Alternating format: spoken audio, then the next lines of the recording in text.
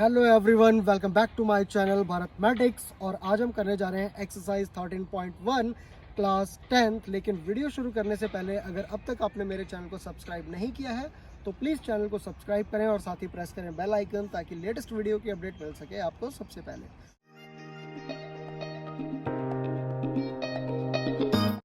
तो ये देखते हैं एक्सरसाइज 13.1 का क्वेश्चन नंबर 5। और क्वेश्चन नंबर 5 क्या कहता है? ये बोल रहा है कि a hemispherical depression is cut out. Question number 4 में क्या हुआ था कि हमारे पास एक क्यूब था और उस क्यूबिकल बॉक्स के ऊपर हमने एक हेमिस्फीयर सरमाउंट किया था। सरमाउंट करने का मतलब क्या है कि हमने उसके ऊपर रख दिया था, ठीक है। इसमें से क्या करना है? इसमें से करना है cut out, depression cut out, ठीक है। मींस जैसे आपके पास आइसक्रीम का एक स्कूप आप उसमें से निकालते हो तो उसमें एक हेमिस्फीयर टाइप बन जाता है ना, ठीक है। ठीक उसी तरीके से आपको क्या करना है कि उसमें से जो hemispherical diffraction is cut out from a face of a cubical wooden. तो क्यूबिकल वुडन, अब देखो मान लो आपके पास एक क्यूबिकल वुडन है। Cubical wooden in the sense जैसे आपके पास वो पजल होती है ना, जो पजल होती है, या आपके पास जो लूडो वगैरह की डाइज होती हैं उसमें कितने फेसेस होते हैं? 6। तो वो सारे हमारे पास क्या है? एक क्या है? स्क्वायर है, ठीक है। क्या है? क्यूब। जैसे आपके पास क्यूबिकल पजल है तो वो क्या है? एक क्यूब है। अब उस क्यूब में से आपको एक साइड जो वुडन क्यूब है उसमें से एक हेमिस्फीयर कट आउट करना है। समझ रहे हो? मान लो आपके पास एक क्यूब है, वुडन क्यूब, और आप उसमें से क्या कर रहे हो? एक हेमिस्फीयर टाइप कट आउट कर ले रहे हो। क्लियर? हेमिस्फीयर टाइप उसमें एक फेस से क्या कर ले रहे हो? कट आउट कर रहे हो। ओके।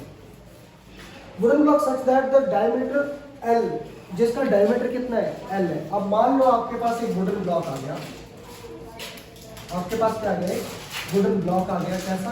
क्यूबिकल शेप का, ठीक है। क्यूबिकल शेप का आपके पास एक वुडन ब्लॉक आ गया, ठीक है, जिसका डायमीटर। अच्छा, अब इसमें से आपने क्या करना है? इसमें से आपने करना है एक हेमिस्फीयर कट कर रहे हो आप, ठीक है। ये हेमिस्फीयर है जो आपने इसमें से क्या किया है? कट किया है। और ये कहाँ जाएगा? ऐसे इसको टच करता है, ठीक है। दिखा ये चीज है ना? तो ये आपने क्या किया है? इसमें से कट किया है। क्लियर? डायमीटर कितना है? L। तो इसका डायमीटर कितना है? डायमीटर है डायमीटर कितना है? L। और अगर ये डायमीटर L है तो ये और ये जो साइड होगी वो भी क्या हो जाएगी? L। साइड क्या हो जाएगी? L, ठीक है। Of the hemisphere is equal to the edge of the cubical diameter. जो क्यूबिकल डायमीटर का एज है उसी के बराबर है उसका डायमीटर। मतलब 7 है तो L है तो L सेंटीमीटर, ठीक है। ओके, L सेंटीमीटर ले लो आप, ठीक है। Equal to the edge of the cubical diameter of the surface, ठीक है। The surface area of the find the surface area of the remaining solid. हमें क्या फाइंड आउट करना है? The surface area. determine the surface area of the remaining solid। तो हमें क्या करना है? वो जो सॉलिड हमारे पास बच जाएगा कब?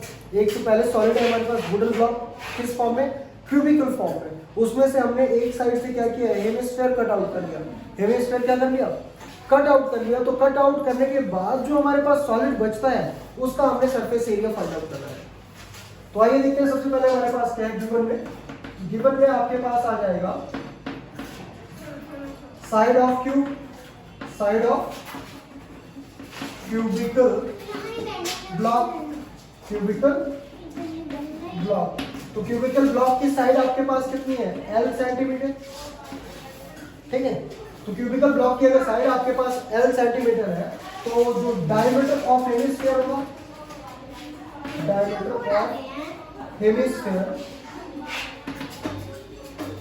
ऑफ हेमिस्फीयर होगा वो भी हमारे पास कितना होगा? L centimetre. और अगर डायमीटर आपके पास L है तो रेडियस आपके पास कितना आ जाएगा? रेडियस आपके पास आ जाएगा L/2 सेंटीमीटर। अब हमें फाइंड आउट करना है the surface area of the remaining solid.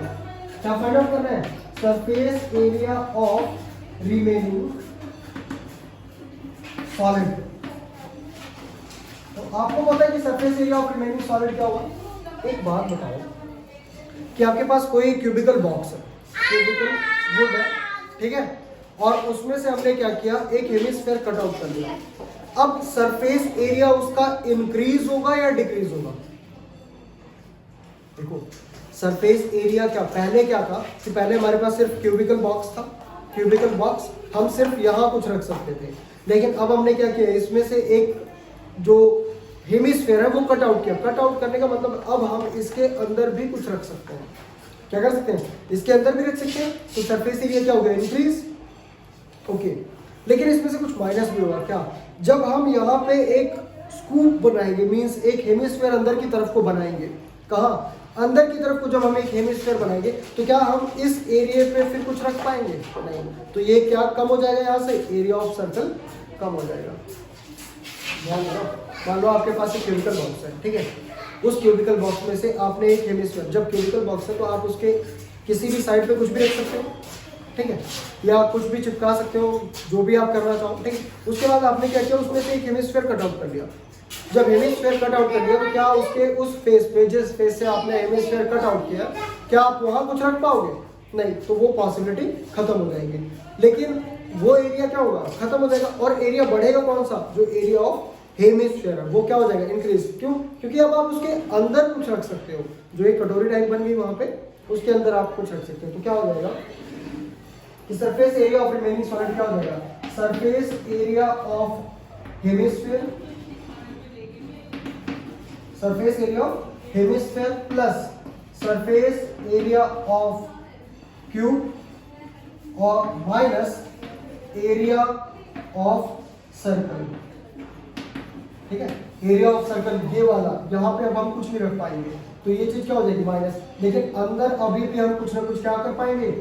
अंदर तो रख सकते हैं, सिर्फ ऊपर नहीं रख सकते ना, तो ये माइनस हो जाएगा और एरिया क्या हो जाएगा? प्लस। प्लस जो आपके पास एरिया ऑफ रिमेनिंग सॉलिड है, ठीक। तो देखो क्या हो जाएगा, एरिया ऑफ रिमेनिंग सॉलिड आपके पास क्या बचेगा? सरफेस एरिया ऑफ हेमिस्फीयर क्या होता है? या 2 pi r square plus surface area of cube क्या होता है? 6 इंटू साइड का स्क्वायर और minus surface area of circle क्या? एरिया ऑफ सर्कल क्या होता है? ये होता है पाई आर स्क्वायर, ठीक है। तो 2 पाई आर स्क्वायर में से 1 पाई आर स्क्वायर माइनस कर दोगे तो क्या बच जाएगा? पाई आर स्क्वायर। तो ये हो जाएगा 6 इंटू साइड आपके पास क्या है? एल, तो 6 इंटू एल का स्क्वायर प्लस क्या बचेगा? पाई आर स्क्वायर। 2 पाई आर में से 1 पाई आर गया तो कितना बच गया? पाई आर स्क्वायर बच गया। तो 22/7 और रेडियस कितना हो जाएगा? L/2 into L/2 into L/2, क्योंकि L/2 का क्या है? स्क्वायर, साइड का आर का स्क्वायर है ना। तो हमारे पास क्या आ जाएगा? 2 से इसको काटेंगे कितना आ जाएगा? 11, ठीक है। उसके बाद क्या हो जाएगा? ये आ गया आपके पास 6 इंटू एल का स्क्वायर प्लस 11L/4। ओके, ये आ जाएगा आपके पास 11, ओके 22/7, ठीक है। तो ये आपके पास कितना आ जाएगा? ये आ जाएगा 11/7 to the 14 और क्या आ जाएगा? L का स्क्वायर, ठीक है। अब अगर हम इसको कैंसिल करना चाहें तो 22/7 कुछ कैंसिल आउट होगा? नहीं होगा। तो हम क्या करेंगे? देखो आपके पास क्या आ रहा है, अब आप इसका एलसीएम लेके इसे सॉल्व करो।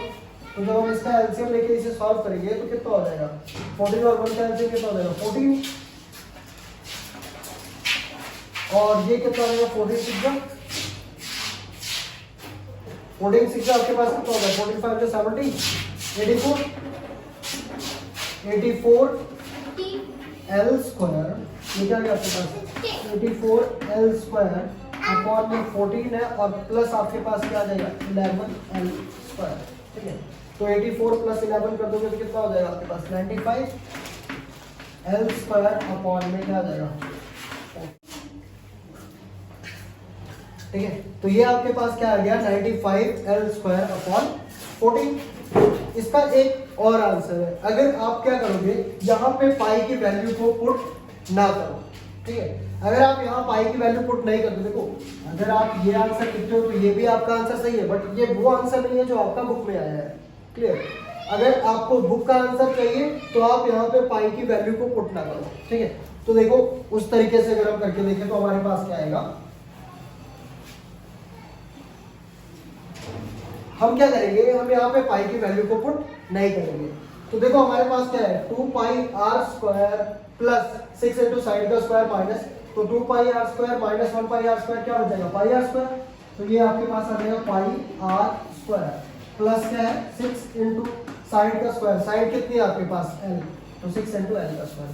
अब पाई की वैल्यू आपने पुट नहीं करनी है, पाई को ऐसे कैसे रहने दो, आर स्क्वायर आपके पास क्या आ जाएगा एल अपॉन 2 का स्क्वायर और प्लस में क्या है 6l स्क्वायर। ठीक है, अब इसको सॉल्व करेंगे तो देखो हमारे पास क्या आ जाएगा, ये आ जाएगा pi L square upon 4, L square upon 4, L square upon, ये आ जाएगा एल स्क्वायर अपॉन 4 और प्लस का क्या आ जाएगा 6l स्क्वायर। तो अगर अब आप यहाँ से एल स्क्वायर अपॉन 4 कॉमन लेते हो, क्या कॉमन लेते हो, एल स्क्वायर अपॉन 4, तो अगर हम एल स्क्वायर अपॉन 4 कॉमन ले लेते हैं तो देखो यहाँ पे क्या बचेगा आपके पास, क्या बचेगा पाई प्लस यहाँ पे, क्योंकि यहाँ तो 4 हमारे पास है नहीं, तो अगर यहाँ से हमने कॉमन लिया तो इसमें हम क्या करते हैं मल्टीप्लाई, तो आपके पास क्या हो जाएगा 6 4 जा 24, तो आपके पास आंसर क्या आएगा, जो आपका बुक का आंसर है वो हो सकता है ये हो कि एल स्क्वायर अपॉन 4 और 24 प्लस पाई, या पाई प्लस 24, कुछ भी आगे पीछे हो सकता है, उसमें कोई इशू नहीं है। तो this will be the required answer for the remaining solid. ठीक है, so pause the video to note down and thank you so much for watching my videos.